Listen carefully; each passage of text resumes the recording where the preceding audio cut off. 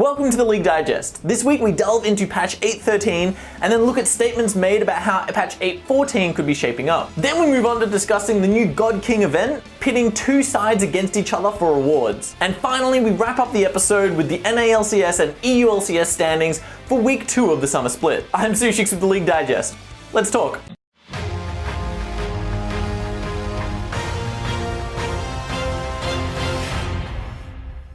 To kick things off, patch 8.13 has dropped on the live client. We have a lot of exciting changes to cover, so let's just jump straight into it. Starting off with our biggest addition, Aatrox's new rework has finally been released. From what our team has played and seen, he's a high skill cap champion with core mechanics very similar to that of Riven's. That said, Riven mains may be happy with his high sustain, great CC, and utilities for days. He seems like a well-designed champion with a more dynamic kit than his previous form.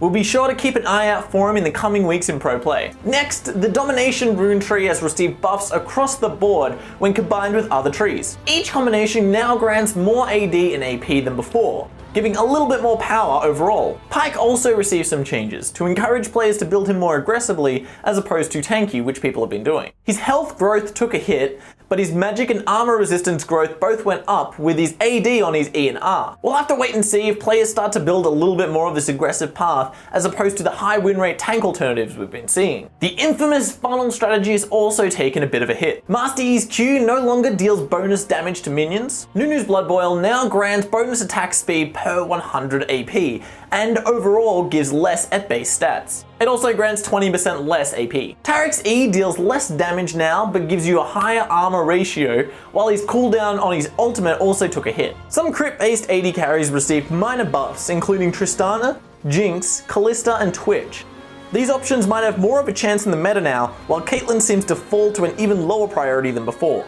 On top of this, Ginsu's Rage Blade gives less % AP and AD per stack, lowering the priority of champions like Varus and Kai'Sa. With other junglers in the meta receiving nerfs and Kindred receiving constant buffs in the last few patches, her viability in the meta has become increasingly higher.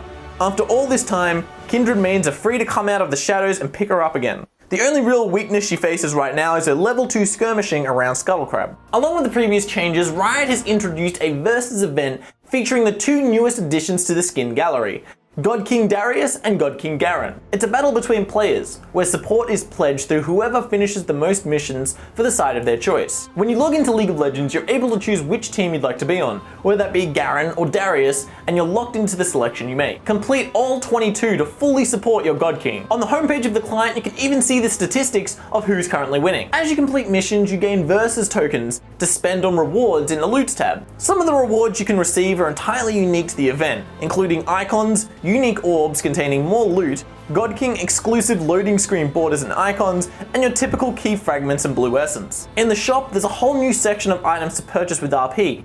2 icons, 2 ward skins, 3 emotes, including our buddy Helmet Bro, and 2 other time-limited Versus emotes. On top of that, there's exclusive bundles featuring the 2 new skins and emotes. After the event ends on July 22nd, players must complete one last mission to receive an icon commemorating the winner of the event. If you pick the winning God King, you'll also get 1000 blue essence. With all of that said, best luck to both sides, and may the better God King win. Moving on, while a lot of information about patch 8.14 is still up in the air, Riot Meddler released a statement on the League of Legends boards about their thoughts on the current meta. Some of the topics include an update to the tutorial system, adjustments to systematic patching, and the addition of the domination buffs in patch 8.13. However, a few pretty important balance changes were mentioned that deserve some speculation. Firstly, they're planning on monitoring the changes that 8.13 does to funneling strats and bot lane to determine whether or not they should continue to apply changes to those areas. At the moment, funnel strategies dominate the meta in both solo queue and professional play, while bot lane has a lot of confusion as to who belongs where. In particular, crit marksmen have been in a pretty poor spot. With the changes in patch 8.13,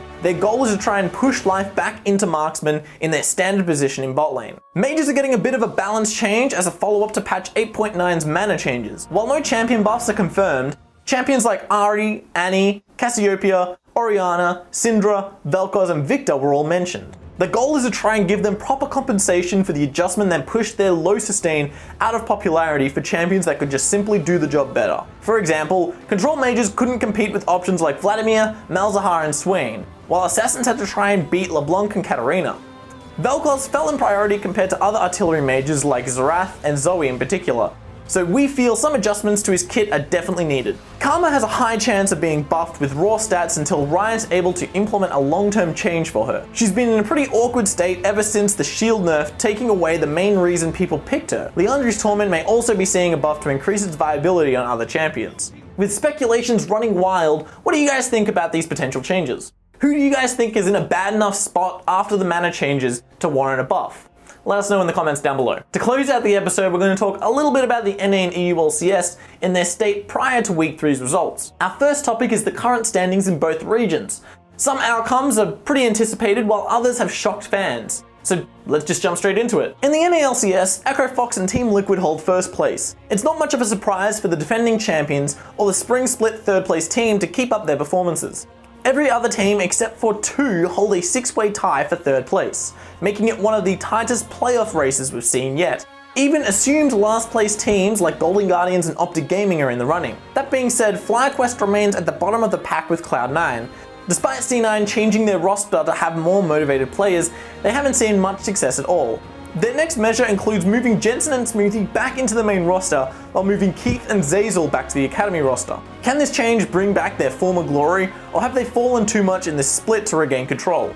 Speaking of top teams falling, Clutch Gaming once again defeated TSM and seems to be their kryptonite. As a new organization, they've got a 6-2 record against the Titans of NA. In an interview, Forbiven said that he doesn't even understand how they continue to beat them. It's as if TSM just don't try to do anything against them. Over in the EU LCS, both G2 and Misfits hold a tie for first place with undefeated records. It'll be possible for both of these teams to remain in gridlock until they're forced to play each other in the 4th week, but they've both looked extremely clean so far in the summer split. H2K sit at a 0-4 record along with Splice. Both of these teams had much higher anticipations and expectations for the summer split, yet they collapsed entirely since they don't seem to be able to perform too well with the huge shift in the meta. Will they be able to adapt, or are they forced to bide their time until the meta changes once again? Well, that's all we have time for in today's episode. If you guys enjoyed this content and you want to support us, there's a Patreon link in the description down below. Don't forget to also share your thoughts with us in the comment section, and follow our socials on Facebook, Instagram, and Twitter. I'm Sushix with the League Digest, and I'll talk to you guys later.